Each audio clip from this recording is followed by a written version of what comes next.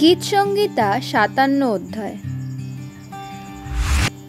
আমার প্রতি কৃপা করো, হে ঈশ্বর, আমার প্রতি কৃপা করো, কেননা আমার প্রাণ তোমার শরণাগত। তোমার পক্ষের ছায়ায় আমি শরণ লইব। যে পর্যন্ত এই সব দুর্দশা অতীত না হয়, আমি পরাৎপর ঈশ্বরকে ডাকিব, আমার জন্য কার্যসাধক ঈশ্বরকেই ডাকিব। তিনি স্বর্গ হইতে দূত প্রেরণ করিয়া আমাকে নিস্তার করিবেন, আমার গ্রাসকারী তিরস্কার কালে করিবেন। ঈশ্বর আপন দয়া ও সত্য প্রেরণ করিবেন। আমার প্রাণ সিংহগণের মধ্যবর্তী, অগ্নিশিখা স্বরূপ লোকেদের মধ্যে আমি শয়ন করি।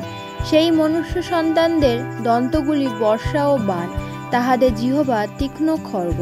হে ঈশ্বর, স্বর্গের উপরে উন্নত হও, সমস্ত ভূমণ্ডলের উপরে তোমার গৌরব হোক। তাহারা আমার চরণের জন্য জাল পাতিয়াছে, আমার প্রাণ অবনত হইয়াছে। তাহারা আমার সম্মুখে খাত খনন করিয়াছে, আপনারই তাহারা মধ্যে পতিত হইল। আমার চিত্ত সুস্থির, হে ঈশ্বর, আমার চিত্ত সুস্থির। আমি গান করিব, আমি স্তব করিব। হে আমার গৌরব, জাগ্রত হও। নেবল ও বিনে জাগ্রত হও, আমি উষাকে জাগাইব। হে প্রভু, আমি জাতিগণের মধ্যে তোমার স্তব করিব, আমি লোকবৃন্দের মধ্যে তোমার প্রশংসা গাহিব। কেননা তোমার দয়া আকাশমণ্ডল পর্যন্ত মহৎ, তোমার সত্য মেঘ পর্যন্ত ব্যাপ্ত। হে ঈশ্বর, স্বর্গের উপরে উন্নত হও, সমস্ত ভূমণ্ডলের উপরে তোমার গৌরব হোক।